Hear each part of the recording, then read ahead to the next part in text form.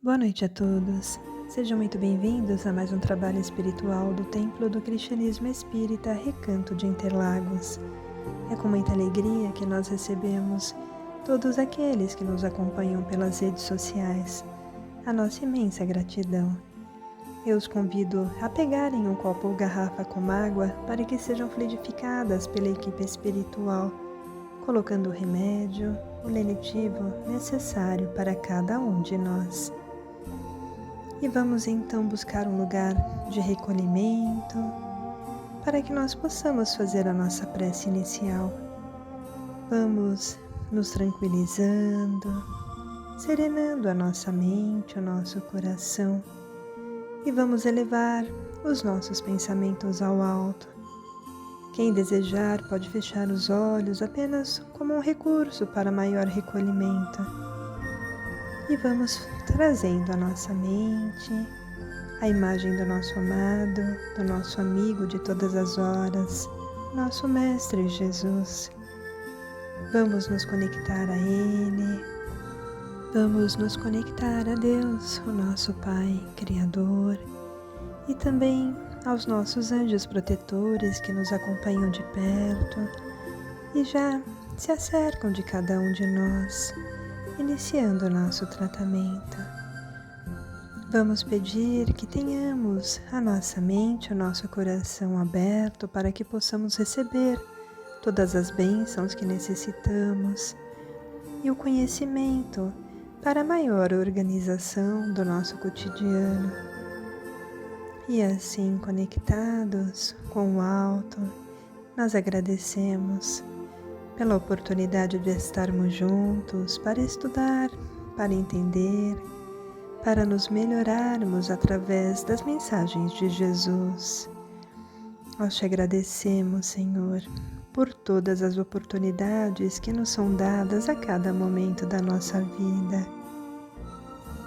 Nos envolva, Mestre, em tua paz, em coragem, em teu amor. E assim, agradecidos que nós somos, vamos para as nossas vibrações, doando os nossos melhores sentimentos, os nossos melhores pensamentos a todos aqueles que necessitam, que se encontram em um leito de dor. E vamos envolvendo-os em muito carinho, em muita saúde, equilíbrio, esperança e fé, para que todos passem pela provação da dor, da doença, seja física, mental, emocional ou espiritual.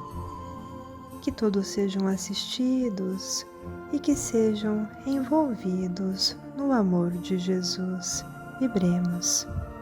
Imaginemos agora o nosso planeta Terra, que está em transição, que está em evolução, envolvidos em luzes de amor, de paz e de equilíbrio.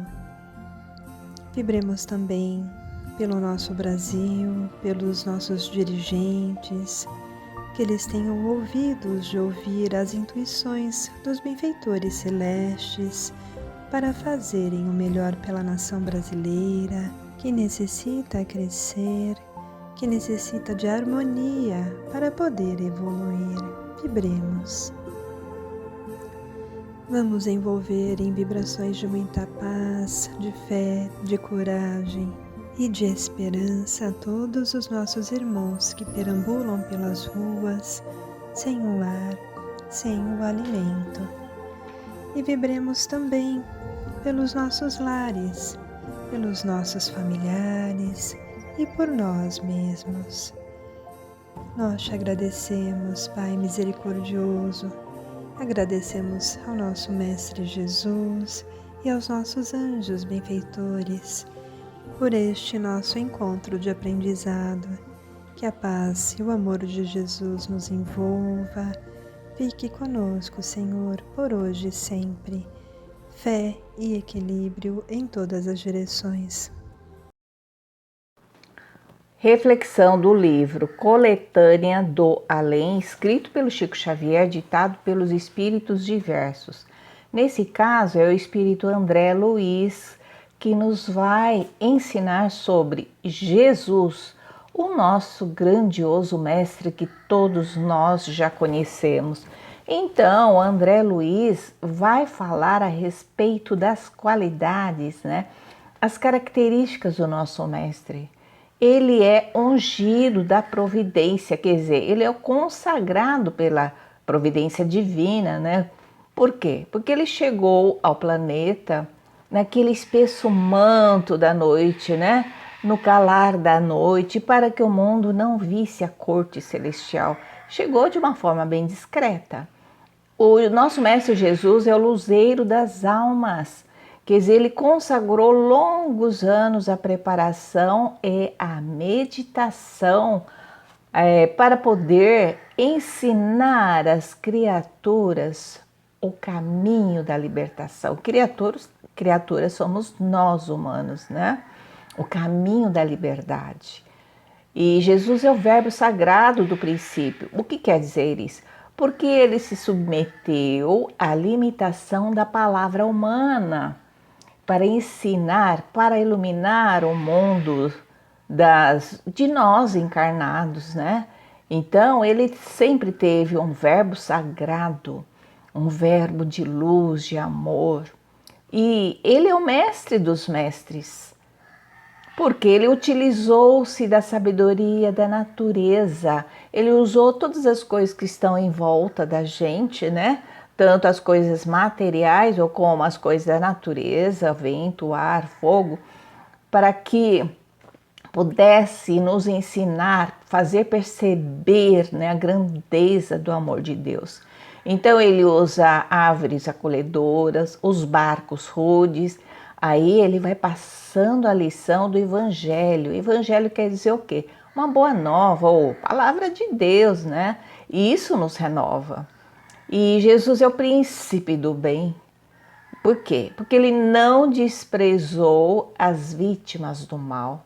Ele amparava as mulheres desventuradas, né, como nós conhecemos a Maria Madalena. Sentava-se à mesa junto com os pecadores, aqueles humilhados, né, diante dos homens que não compreendiam. Ele andou com a multidão de leprosos, estrupiados e cegos, né, de todos os naipes. Ele não se preocupou em ser contaminado e nunca se contaminou por essas doenças. Jesus, ele é ministro divino da palavra. Muitas vezes, ministro divino da palavra significa o quê? Muitas das vezes não usava a palavra.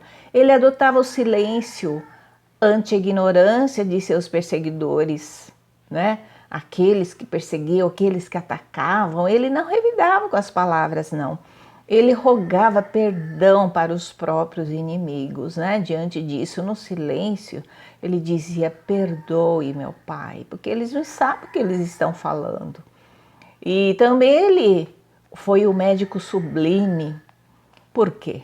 Porque ele suportou as chagas sanguinolentas dos irmãos, né?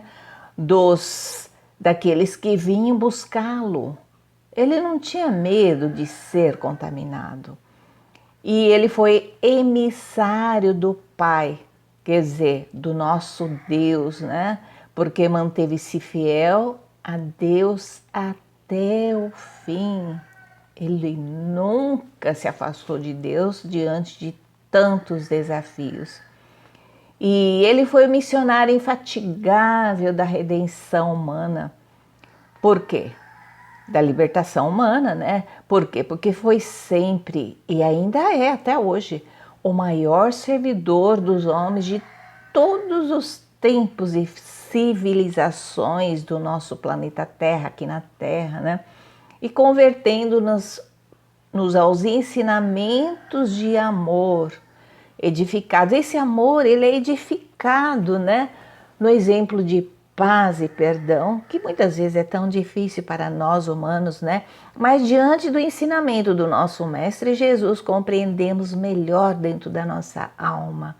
E assim sempre vamos refletindo e dizendo fé e equilíbrio em todas as direções. Em recente viagem ao Maranhão, há 2 semanas atrás, Vocês não acreditam. A única pessoa que não estava com o celular na mão, completamente concentrada no celular, era eu, no avião todo.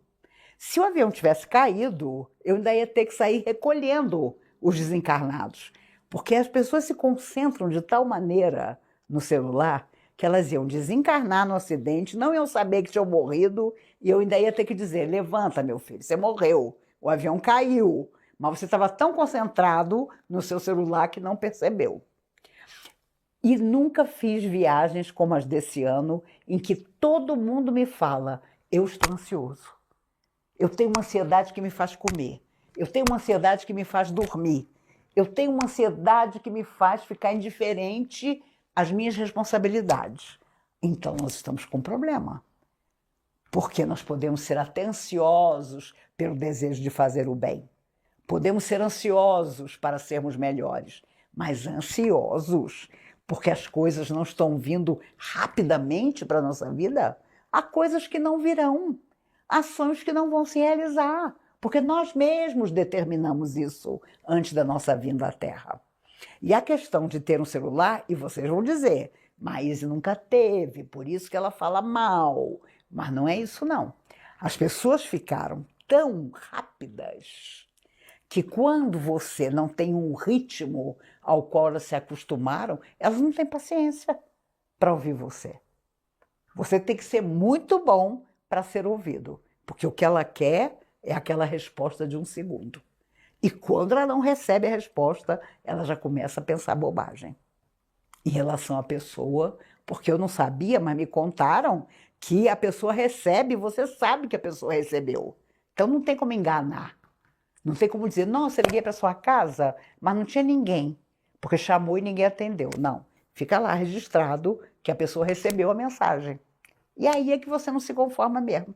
Aí a sua ansiedade, que muitas vezes vem de outra vida, da nossa incompreensão, da nossa irresponsabilidade com a nossa emoção, aí a coisa piora. Então, tenhamos cuidado, porque as pessoas têm dito muito: eu estou tão ansioso, mas eu não sei por quê. Eu tenho vontade de sair correndo para um lugar que eu não sei onde é. Eu tenho vontade que a minha vida seja outra, mas eu não sei como. Tudo isso não se resolve com religião. Nós temos que, sim, buscar uma terapia com um profissional sério que vai nos ajudar a mergulhar em nós mesmos e a entender o porquê da nossa ansiedade. Se nós nos deixarmos levar pela ansiedade da vida de hoje, estaremos perdidos. Muita gente que não sabe lidar com essa ansiedade busca até fugir da vida através do suicídio. Porque chega uma hora que ela não consegue administrar aquele caldeirão de emoções que são os momentos de ansiedade, enfim, que ela tem. Então tenhamos mais tranquilidade para viver. Não vamos imaginar que todas as pessoas são rápidas como o nosso celular, como o nosso computador. E no dia que tudo isso parar, eu confesso que é um sonho que eu tenho, que tudo pare. Nem que a gente viva só um dia na solidão de antigamente. Não vai ter celular, não vai ter computador. Vai ser um horror fazer compra. Porque quando falta luz, você tem que ficar esperando no caixa do mercado, porque as moças que trabalham nos caixas não sabem mais fazer conta do que você tem que pagar. Porque tudo a máquina faz. No dia que a máquina não fizer, talvez sejamos mais felizes. Mas como agora até cachorro é robô, não é? Mas graças a Deus custa 50 mil, então não é para todo mundo. Felizes daqueles animaizinhos que vão continuar a ser adotados, e não um cachorro robô. Eu não vou estar aqui na velhice da minha filha, porque ela tem só 40 anos. Mas eu digo que fico tranquila, porque ela não vai precisar de ninguém para tomar conta dela, nem meu genro, porque os dois vão ter um robô que tome conta deles. É triste, mas já existe. No Japão, na maioria dos hotéis, quem atende você à porta, levando seu jantar ou as toalhas para o seu banho, são pequenos robôs. Mas isso não vai nos livrar da ansiedade de ouvir o outro e ser ouvido por ele. Enquanto nós podemos, vamos fazer isso. Jesus ouvia as pessoas. Que queres que eu te faça? E o cego respondeu, Senhor, que eu veja. Se quiseres, bem me podes curar.